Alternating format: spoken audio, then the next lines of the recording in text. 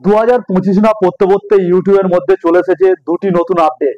একটি হলো YouTube shorts নিয়ে এবং দ্বিতীয়টি হলো ইউটিউব কমিউনিটি গাইডলাইন নিয়ে। তো চলুন দেখে নেওয়া যাক ইউটিউবের এই নতুন দুটি আপডেট। তো প্রথমে আসি ইউটিউব শর্টস নিয়ে। তো এখানে দেখুন 15 সেকেন্ড এবং 3 মিনিট এই দুটো অপশন রয়েছে শর্ট ক্রিয়েট করার জন্য। 60 সেকেন্ডটা আর এখন নেই। তো এখানে যদি আমি এখন শর্টটা ক্রিয়েট করি তো দেখুন শর্টটা ক্রিয়েট হচ্ছে। এবার যদি আমি স্টপ রাখি, স্টপ রেখে আবার ধরুন আমার একটু সাইডে সরিয়ে নিলাম, সরিয়ে নিয়ে আবার ক্যামেরাটাকে স্টার্ট করলাম।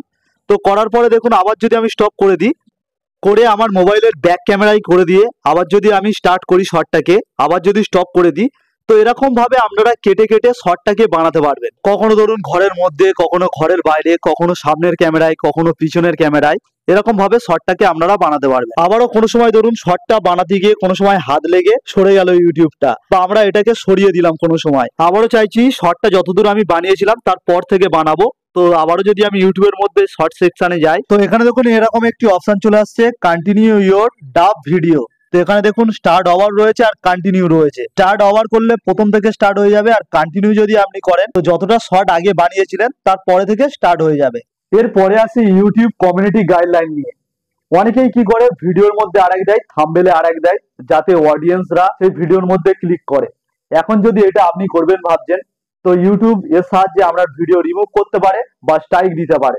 এবার আপনি হয়তো ভাবছেন যে ইউটিউব কি করে জানতে পারবে যে আপনার ভিডিওর মধ্যে আরেক রয়েছে এবং থাম্বনেলে আরেক রয়েছে। এটা জানতে পারবে আপনার অডিয়েন্সের দ্বারাই। আপনার অডিয়েন্সরা যখন আপনার ভিডিওটিকে দেখছে যে থাম্বনেলে যা দিয়েছেন ভিডিওর মধ্যে তার কোনো উল্লেখই নেই, তখন কি করতে পারে, আপনার ভিউয়ার্সরা রিপোর্ট মারতে পারে আপনার ওই ভিডিওর মধ্যে, এবং ইউটিউব সেটাকে যাচাই করবে যে সত্যি কি কমিউনিটি গাইডলাইন্স এর বাইরে গেছে, সত্যি কি ভিডিওর মধ্যে যা রয়েছে থাম্বনেলে তাই নেই।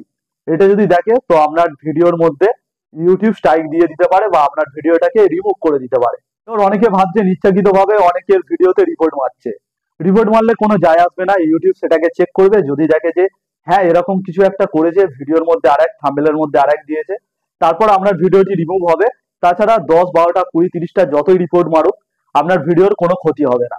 তাই যারা ইচ্ছাকৃতভাবে ভাবছেন যে রিপোর্ট মারবো, তো কিছুই হবে না। এই ছিল ইউটিউবের নতুন দুটি আপডেট। তো ভিডিওটি কেমন লাগলো, ভিডিওটি ভালো লাগলে অবশ্যই একটি লাইক করে দেবেন, আর এরকম ভিডিও পেতে আমার চ্যানেলটিকে সাবস্ক্রাইব করে রাখবেন।